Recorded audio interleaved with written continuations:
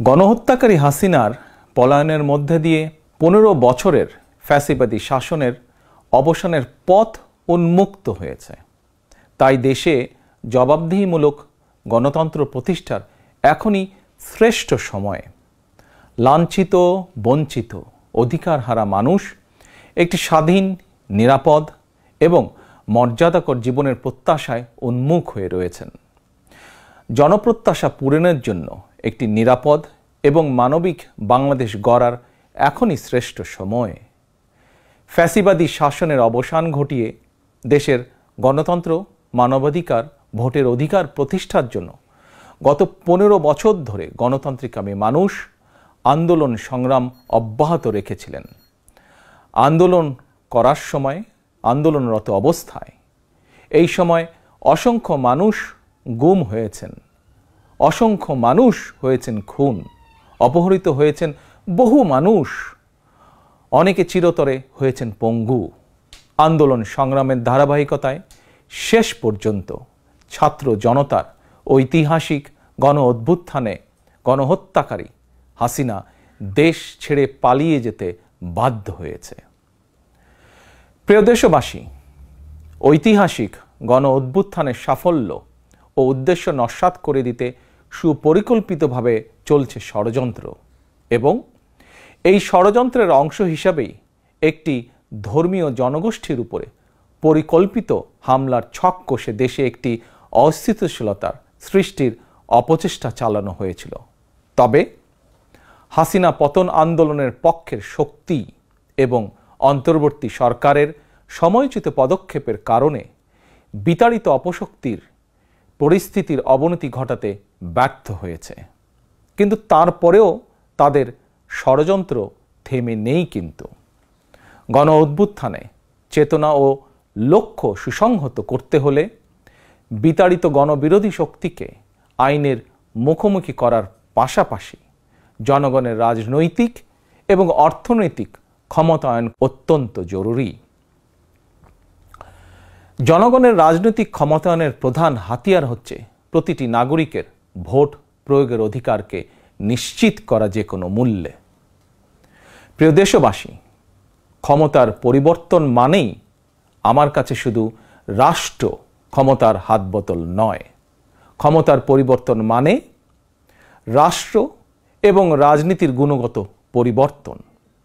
জনগণের রাজনৈতিক এবং অর্থনৈতিক ক্ষমতায়ন নিশ্চিত করা না গেলে রাষ্ট্র এবং রাজনীতির কাঙ্ক্ষিত গুণগত পরিবর্তন সম্ভব নয়। কাঙ্ক্ষিত রাষ্ট্র সংস্কারে জনগণের আকাঙ্ক্ষা নিশ্চিত করতে হলে অবশ্যই গণতান্ত্রিক বিধি ব্যবস্থাকে টেকসই করতে হলে জনগণের ভোটে জনগণের কাছে জবাবদিহিমূলক সরকার প্রতিষ্ঠা করতেই হবে। বাংলাদেশের পক্ষে শক্তির কাছে, গণতান্ত্রিক শক্তির কাছে আমার বিনীত আহ্বান, আপনারা পরাজিত অপশক্তির পাতা ফাঁদে পা দেবেন না। ছাত্র জনতার গণ অভ্যুত্থানকে চূড়ান্ত সফলতায় নিতে হলে কেউ দখলদারিত্বে লিপ্ত হবেন না, দখলদারিত্বে সহায়তা করবেন না, কেউ দয়া করে দুর্বলের উপর আঘাত হানবেন না, কেউ দয়া করে নিজেদের হাতে আইন তুলে নেবেন না। প্রতিশোধ, প্রতিহিংসা নয়। আসুন কার্যকর রাষ্ট্র সংস্কার নিশ্চিত করতে তারুণ্যের কাঙ্ক্ষিত একটি বৈষম্যহীন গণতান্ত্রিক রাষ্ট্র নির্মাণ করতে আমরা প্রত্যেকেই যিনি যার অবস্থান থেকে আরও দায়িত্বশীলতার পরিচয় দেই।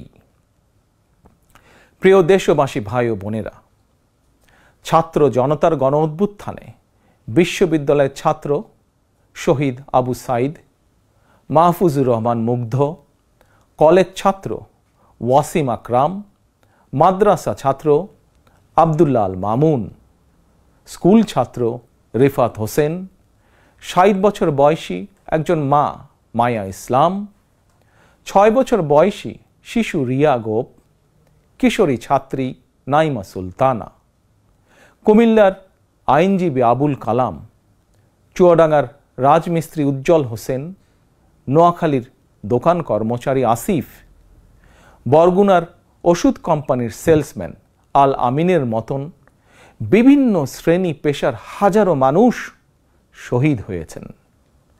অসংখ্য মানুষ দেশের বিভিন্ন হাসপাতালে চিকিৎসাধীন রয়েছেন। পাবনার গাড়ি চালক আরাফাত হোসেন, মিরপুরে গুলিবিদ্ধ 22 বছর বয়সী মুস্তাকিম, দোকান কর্মচারী আতিকুল, অষ্টম শ্রেণীর শিক্ষার্থী তামিমের মতন অনেকের, বহু মানুষের হাত কিংবা পা কেটে ফেলতে হয়েছে। শত শত মানুষ দৃষ্টিশক্তি হারিয়ে ফেলেছেন, অন্ধ হয়ে গিয়েছেন চিরতরে, পঙ্গু হয়েছেন শত শত মানুষ চিরতরে। অসংখ্য প্রাণের বিনিময় 5ই আগস্ট অর্জিত স্বাধীনতায় গণতান্ত্রিকামী মানুষ আরও একবার স্বাধীনতার স্বাদ উপভোগ করলেও হাসিনা পতন আন্দোলনে যেসব পরিবার তাদের সন্তান স্বজনকে হারিয়েছেন কিংবা আহতদের চিকিৎসা করাতে গিয়ে যেসব পরিবারে অসহনীয় দুর্দশা নেমে এসেছে, সেসব বীর সন্তানদের ঘরে মুক্তির স্বাদের সেই ছোঁয়া এখনো লাগেনি। প্রিয় দেশবাসী, গণ অভ্যুত্থানে যারা হতাহত হয়েছেন তাদের তালিকা তৈরি করে প্রয়োজনীয় সহায়তার লক্ষ্যে অন্তর্বর্তীকালীন সরকার ইতিমধ্যেই নানা উদ্যোগ গ্রহণ করেছেন। এটি অবশ্যই একটি ইতিবাচক পদক্ষেপ।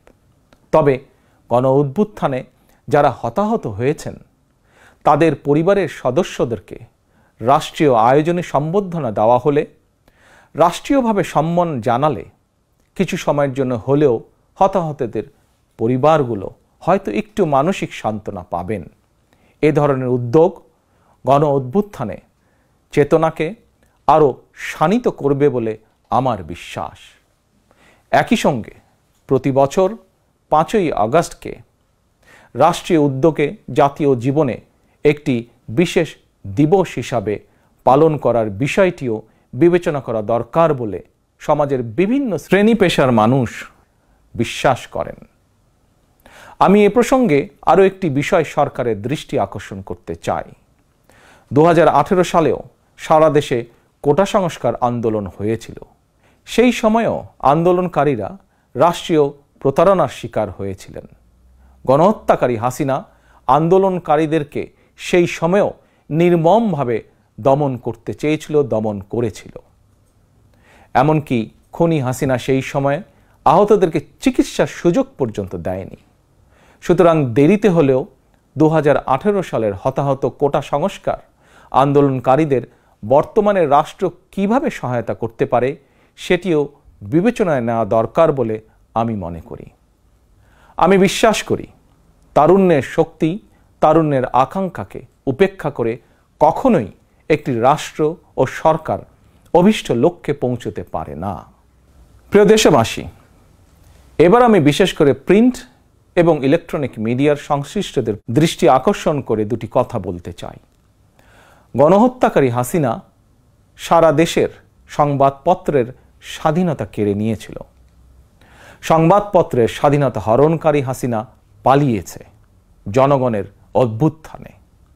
জনগণের প্রত্যাশা, আপনারা আপনাদের যার যার সংবাদপত্রে নির্ভয়ে এই শব্দটি লিখবেন, হাসিনা পালিয়েছে।